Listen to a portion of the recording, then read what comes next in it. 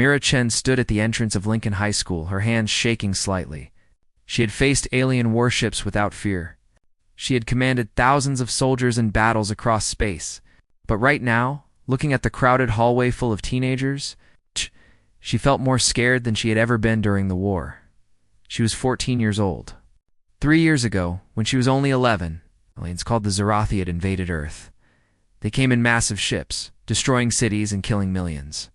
The human military had tried everything to stop them, but nothing worked. The Zerathi were too advanced, too organized, too powerful. Then someone discovered that Mira had a special ability. Her brain worked differently than others. She could see patterns in 3 dimensions, calculate complex battle movements in her head, and predict enemy actions before they happened. The military tested her. They were amazed.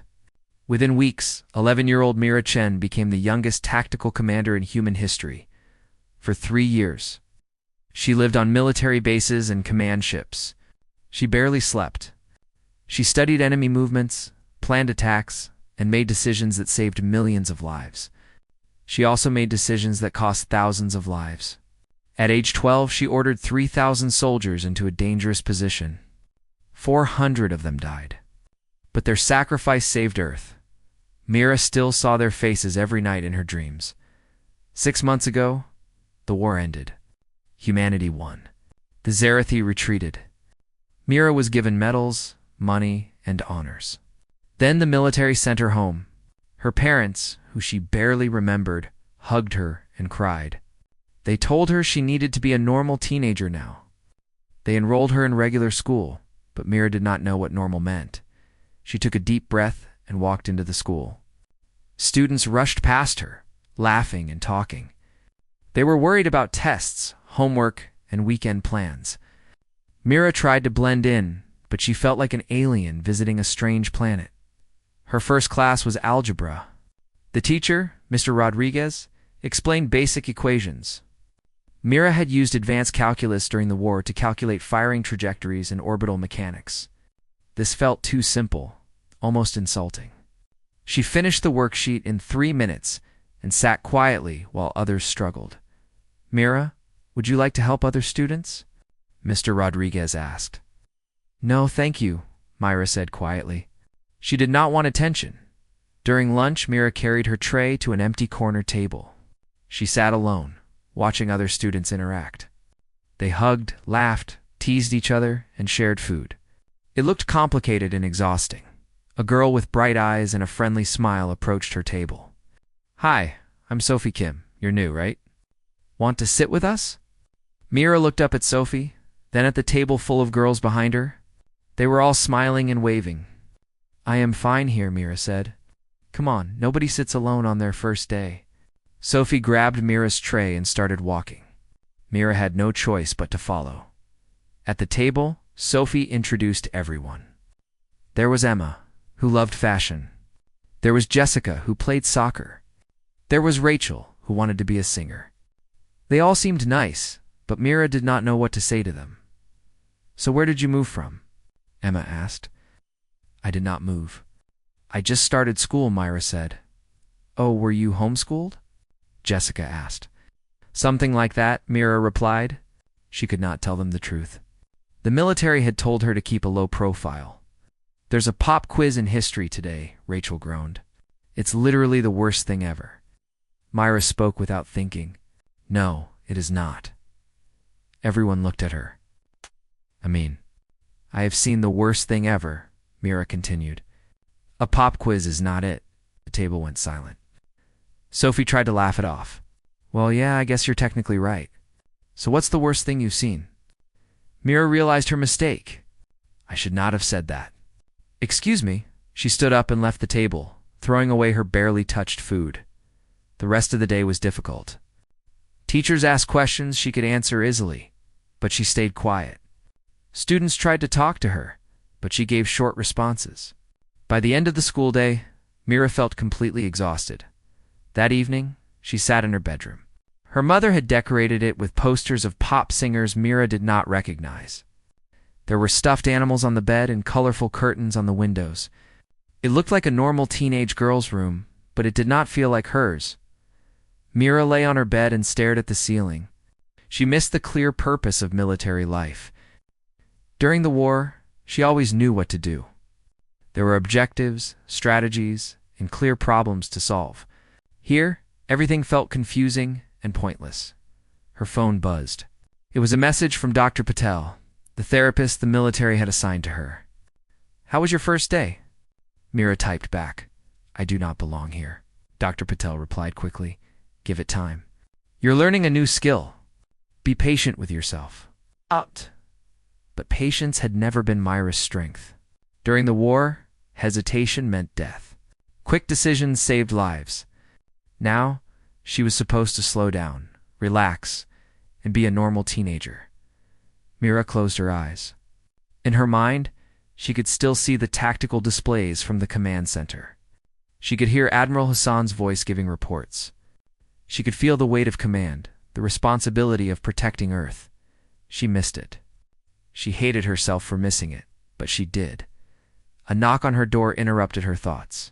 Her father came in, looking uncertain. "Hey, kiddo. How was school?"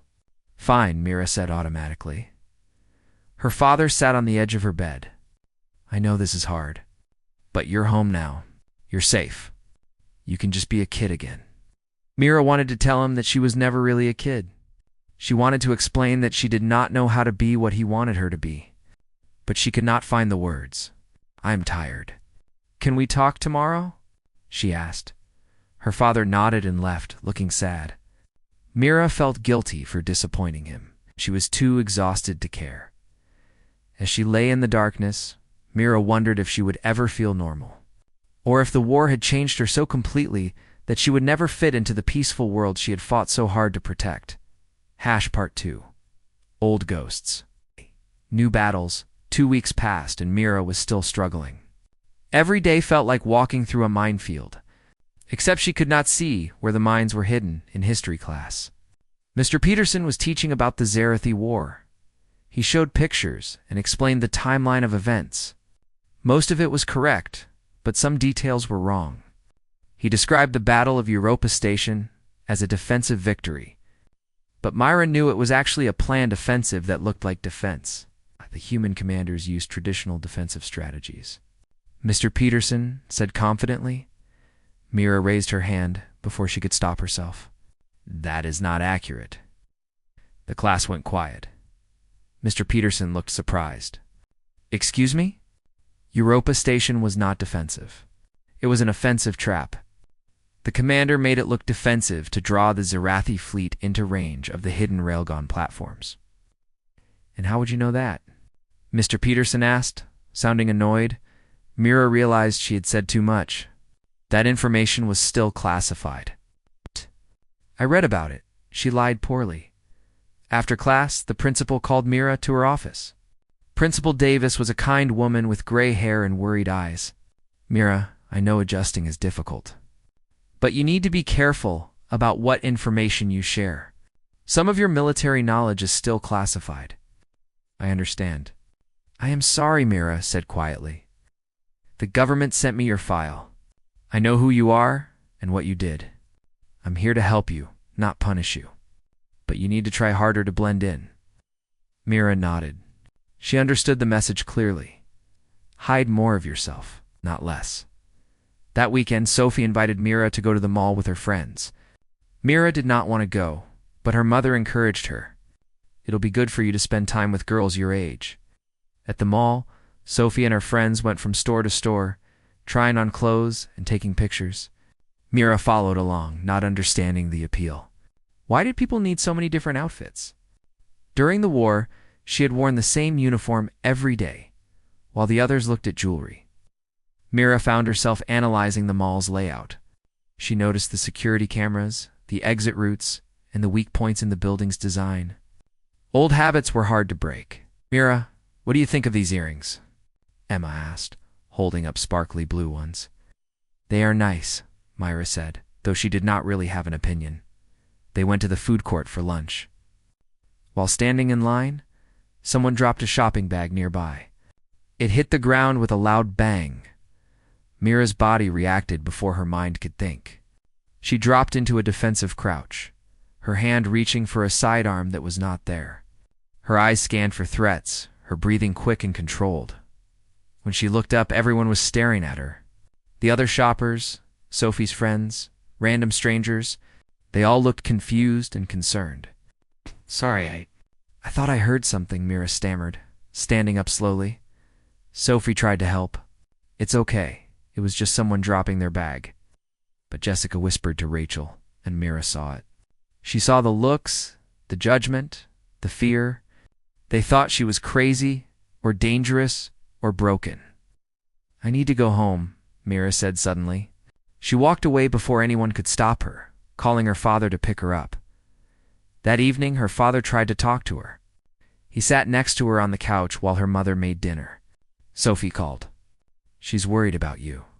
"I am fine," Myra said. "You're not fine. And that's okay. What you went through, it changed you. No one expects you to just forget it." "Then what do they expect?" Mira asked, her voice cracking. "You want me to be normal?"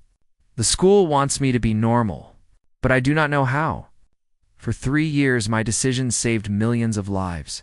People lived or died based on what I chose. Now my biggest decision is what to eat for lunch. How am I supposed to care about that?" Her father looked sad and helpless. "You're home now? You're safe." "I do not feel safe," Mira admitted quietly. "I feel useless." Her father had no answer for that. The next Monday at school, Mira sat alone at lunch again. Sophie and her friends sat at their usual table, but they did not invite Myra over. She did not blame them.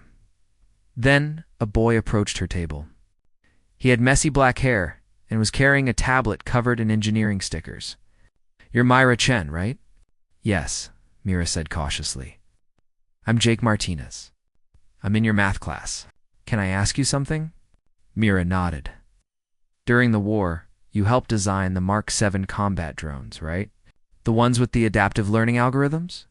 Mira was surprised. "How do you know that?" "I'm really into robotics. I read everything about the war tech. Those drones were genius." "How did you solve the problem of autonomous targeting in debris fields?" For the first time since starting school, Myra felt comfortable. This was something she could talk about. The key was teaching the AI to recognize patterns in debris movement, not just current positions. "We used predictive modeling based on gravitational influences." Jake's eyes lit up. "That's brilliant. I'm working on a robot for the state competition, and I'm having trouble with obstacle navigation. Could you maybe look at my code sometime?" "I could do that," Mira said. They talked for the rest of lunch. Jake asked technical questions and listened carefully to her answers. He did not treat her like a celebrity or a freak. He treated her like an expert, which felt natural and right. After that day, Jake started sitting with Mira at lunch. He showed her his robotics projects, and she gave him advice.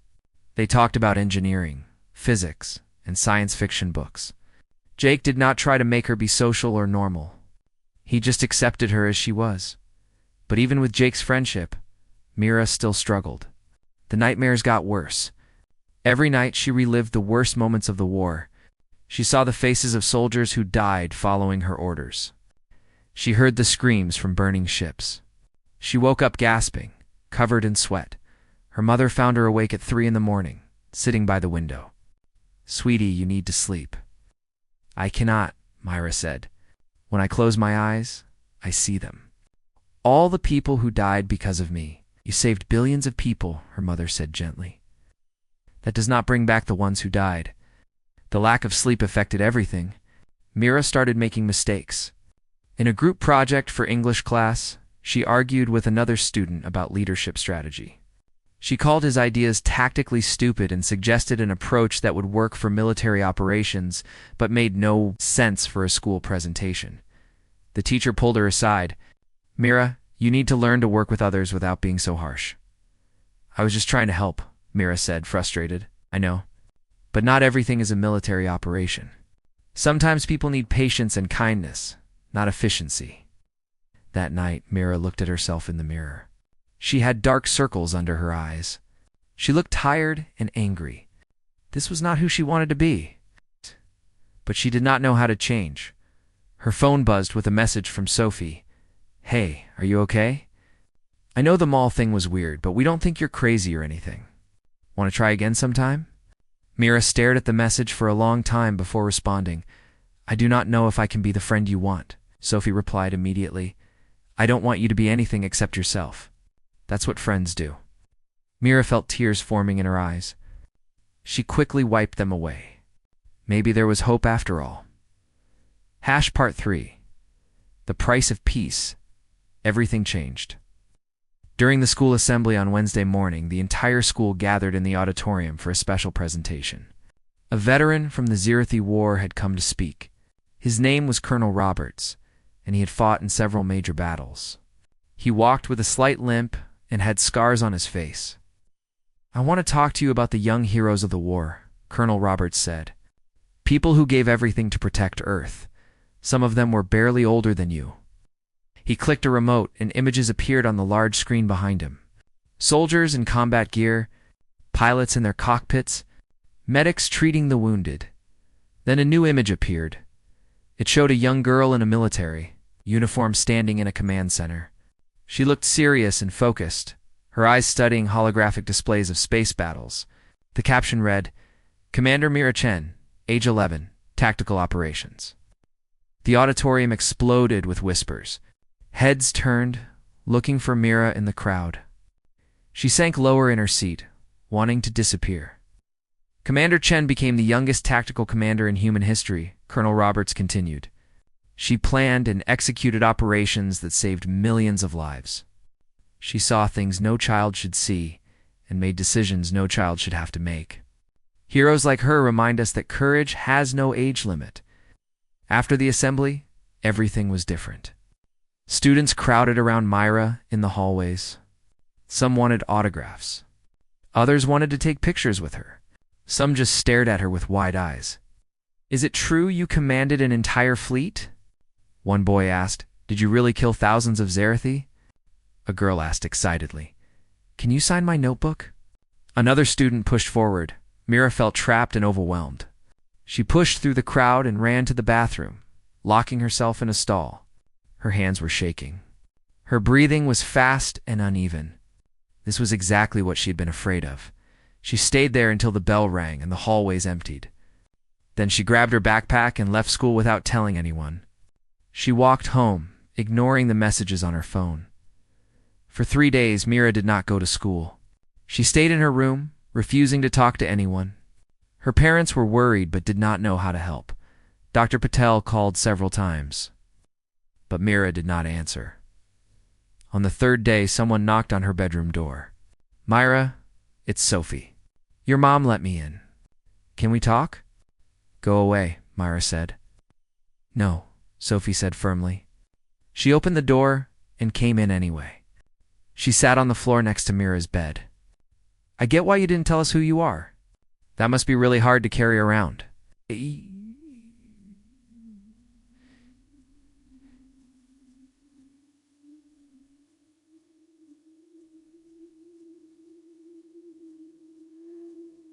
Mira said.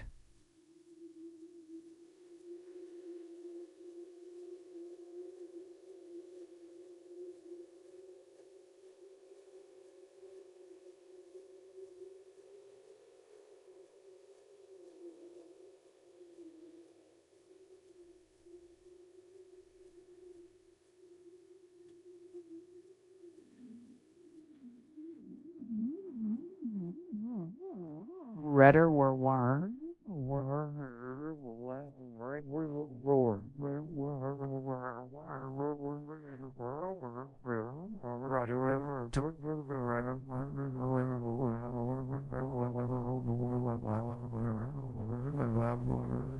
"I can't imagine what you went through. But I understand that hiding in here won't make it better. Everyone at school looks at me differently now. Some think I am a hero. Others think I am a killer. Nobody sees me as just Mira." Sophie was quiet for a moment. Then she said something that surprised Mira. "You know what I think? You're still fighting a war. But now, the enemy is yourself. You're so busy fighting against who you were that you can't figure out who you want to be." The words hit Mira hard. Sophie was right. She had been treating civilian life like enemy territory, always on guard, always defensive, never letting anyone get close. "What if I do not know who I want to be?" Mira asked quietly. "Then we figure it out together. That's what friends do." The next day, Myra returned to school. It was still uncomfortable. People still stared.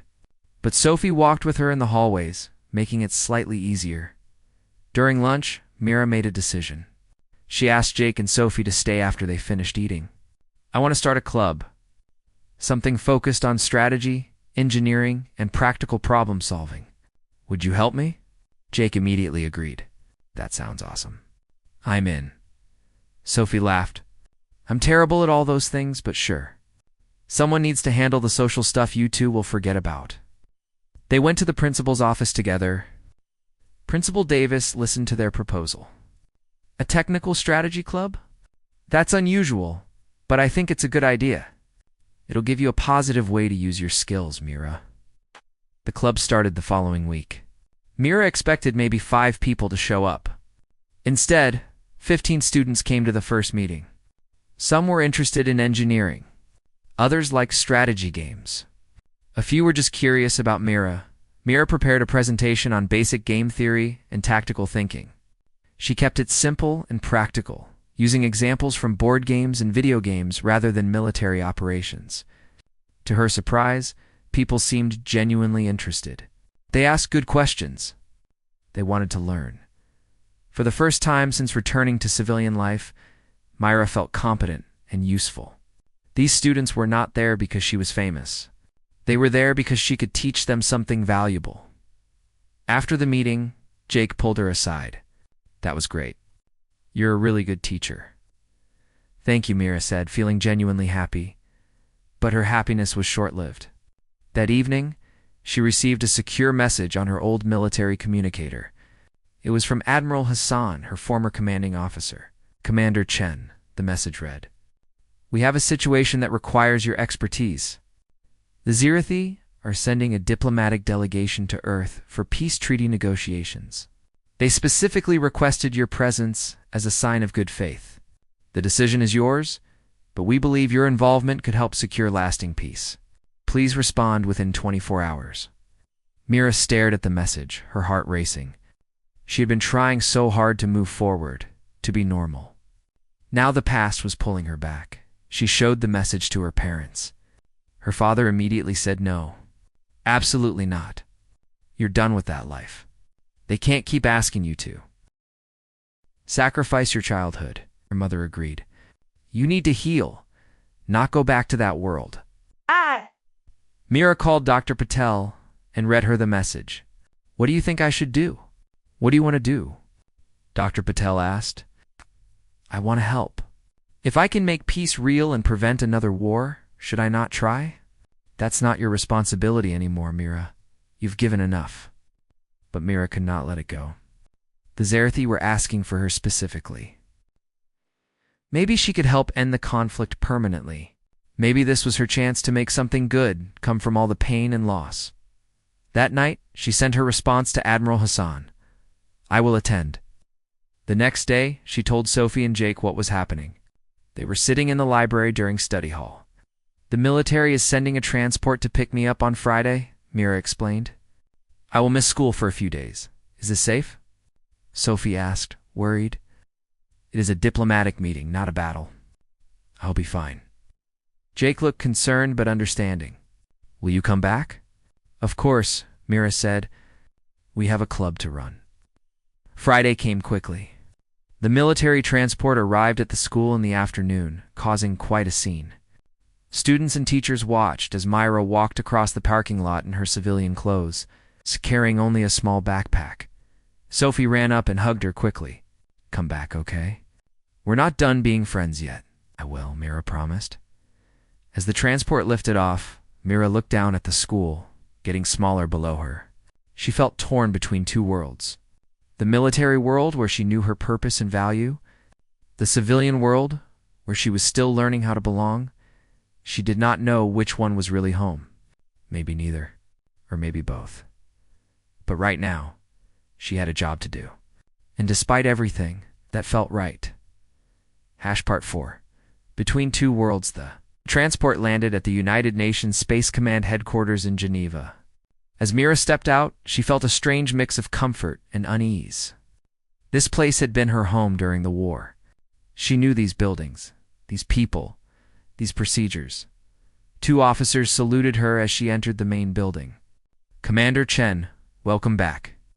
Mira almost corrected them, then realized they were using her old rank out of respect. "Thank you."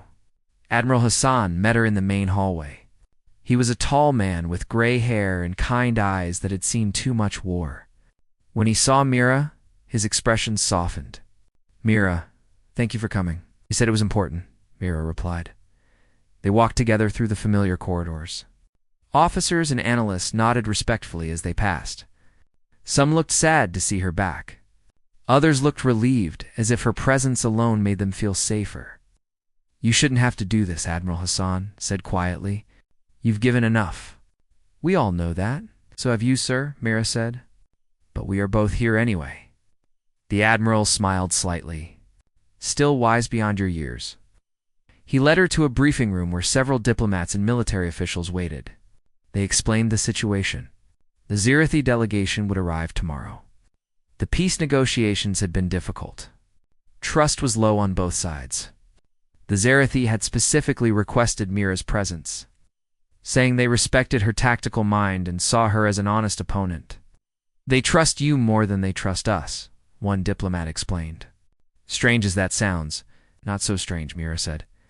"I never lied to them. I just defeated them."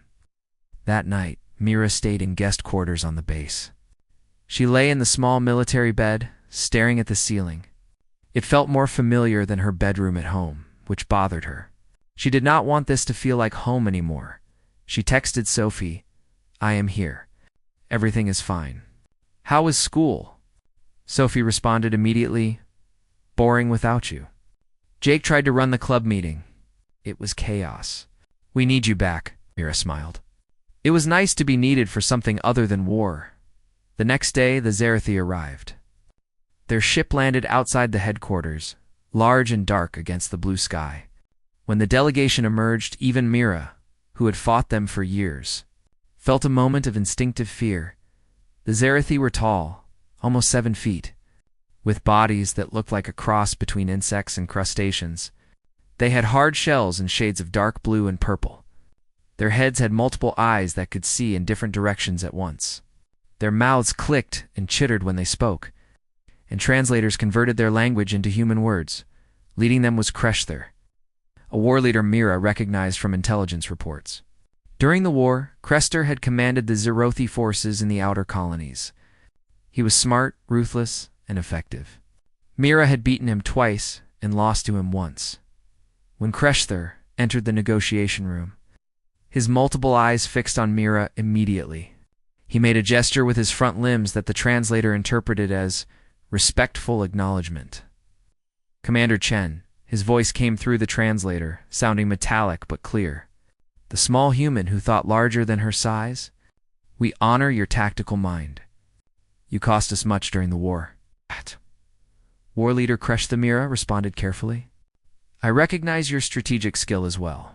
The negotiations began. The humans wanted reparations for destroyed cities and lost lives. The Zirathi argued they had acted in desperation. Their home star was dying. They needed new worlds to survive. They had not wanted war, but they needed space to live. Both sides presented their positions. Both sides were angry and hurt. Both sides blamed the other for starting the conflict. The conversation went in circles, getting nowhere. After 2 hours, the lead human diplomat called for a break. Everyone left the room except Mira, who stayed to review the notes. That was when Kreshter approached her, his translator unit active. "Commander Chen, may I speak with you?" Mira tensed, but nodded. "Yes, during the war we studied you extensively. We could not understand how one so young could think so clearly. In Zirathi culture, the young are protected, not placed in command." "I did not choose it," Mira said. "But I did my duty, as did we. We were dying, Commander. Our sun collapsed. Our worlds burned. We fled across space looking for survival. When we found your solar system, we were desperate. We had millions of young ones, like you, who would die without new worlds. Mira had known this intellectually, but hearing it directly from a Zirathi commander made it feel different. I understand desperation, she said, but you attacked without trying diplomacy first. We did try, Crester clicked sadly. Your species did not respond to our initial messages. We thought you were primitive, unable to understand. We made errors in judgment. By the time we realized our mistake, war had already begun. Both sides made mistakes, Mira said quietly. That evening, the negotiations were stuck. The diplomats could not agree on anything. Everyone was frustrated. Mira sat in Admiral Hassan's office, thinking about everything she had heard. This is not working, Admiral Hassan said. Both sides want peace, but neither wants to give enough to make it happen. Mira thought about what Kreshler had told her. About the dying sun, the desperate refugees, the cultural misunderstandings that led to war. She thought about the human families who lost loved ones and homes. Both sides had suffered. Both sides deserved justice. But what was justice? Punishment? Compensation? Or something else? The next day, Mira asked to address both delegations together. The diplomats were surprised but agreed. Everyone gathered in the main conference room. Mira stood at the front, feeling 14 years old and very small. But she had led thousands in battle. She could handle one difficult conversation. War Leader Kreshler asked me an important question yesterday. He wanted to know what I believe is just. Everyone here seems to think I should have an answer, because I was a commander. She paused, looking at both the human and Zarathi delegations. But I do not have a simple answer. I was good at war. I could plan battles and predict enemy moves. But peace. That requires different skills, ones I am still learning. Some diplomats looked disappointed. Admiral Hassan looked proud. During the war, I made difficult decisions. Myra continued. I sacrificed some to save many. I did things I will regret forever. But I learned something important. Victory is not the same as success. We won the war, but millions died on both sides. If we cannot make a lasting peace, then all those deaths mean nothing. She looked directly at Kreshta. You said your people were desperate? I believe you. Desperation makes people do terrible things. Then she looked at the human diplomats. And we responded with violence because we were afraid. Fear also makes people do terrible things. What do you propose, Commander? The lead human diplomat asked. Mira took a deep breath. I am not a commander anymore. I am just Mira, a 14-year-old girl trying to figure out how to live in peace. But maybe that is exactly what we all need to do. Stop being commanders and diplomats and warriors. Start being people trying to survive together. She outlined a simple idea. The Zirathi needed habitable worlds. Humans had terraforming technology, but lacked workers to use it effectively. The Zirathi had bioengineering knowledge that could help restore Earth's war-damaged ecosystems. Trade skills, not weapons. Build together, not against each other. Give the Zirathi worlds far from Earth where they can live without threatening us. In exchange, help us heal the damage the war caused. The room was silent. Then Kressler clicked thoughtfully. This is not what we expected, but it has merit. The human diplomats looked uncertain, but they agreed to discuss it further. It was not a complete solution, but it was a beginning. Part 5. Finding. Home. The negotiations continued for 2 more days. Mira's proposal became the foundation for serious discussions. Both sides found things to argue about, but now they were arguing about how to cooperate, not how to punish each other. It was progress. On the final day, both delegations signed a preliminary agreement. It would take months or years to work out all the details, but the framework was set. Humans and Zirathi would try to build a future together instead of fighting over the past. Admiral Hassan walked Mira to the transport that would take her home. We could use you here, you know. The negotiators respect your voice. You could help shape the peace. Mira shook her head. I need to finish learning how to be something other than a weapon first, sir. The Admiral smiled sadly. When did you become so wise? I am not wise, Mira said. I am just tired of war. Even diplomatic war. It might be the wisest thing I've heard all week. Before boarding the transport, Mira turned back. Admiral, do you ever miss it? The clarity of war? Always knowing what you are supposed to do? Every single day, he admitted. Peace is much harder than war, but it's worth the struggle. Ira thought about that during the flight home. Peace was harder. It required patience, compromise, and accepting uncertainty. During war, problems had clear solutions. During peace, nothing was clear. When she arrived back at school on Monday, Mira felt different. She was not fixed. She still had nightmares. She still struggled with social situations, but something had shifted inside her. Sophie ran up to her in the hallway. You're back. How did it go? I helped. Maybe. We will see, Mira said. That's so cool. Also, Jake broke the robot he was building. We need you at lunch to help him fix it. Mira smiled. I can do that. The technical club had grown while she was gone. 20 students now attended regularly.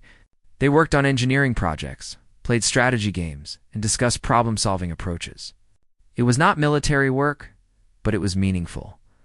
During one club meeting, a freshman named Tyler made a snide comment. Must be nice having a killer teach us. Really makes me feel safe. The room went quiet. Mira felt the old anger rising, but took a breath before responding. I understand why you feel that way. War is ugly, and I made decisions that ended lives. If you are uncomfortable, you do not have to stay. Before Tyler could respond, Sophie stood up. She was 11 years old and saved your ungrateful life. Show some respect or leave, other club members agreed. Tyler looked around, realized he was alone in his opinion, and left quietly. The incident hurt Mira, but the support from her friends helped more than she expected. After the meeting, Jake approached her. Don't let people like Tyler get to you. He's just an idiot. He is not wrong, though, Mira said. I did kill people. Many people. You were a soldier in a war. You did what you had to do to protect Earth. That's not the same as being a killer. Mira wanted to believe that, but it was hard. Dr. Patel said the guilt would take time to process. Maybe time was all she had. A few weeks later, Sophie convinced Mira to attend the school dance. Mira really did not want to go, but her mother bought her a dress, and Sophie refused to take no for an answer at the dance. Loud music played and colored lights flashed. Students danced, laughed, and took pictures. Mira stood against the wall, feeling completely out of place in the blue dress her mother had chosen. Jake found her there. He looked uncomfortable in his formal clothes, too. Want to dance? Fair warning, I'm terrible at it.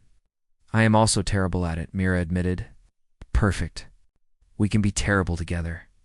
They went to the dance floor and moved awkwardly to the music. Neither of them knew the right steps.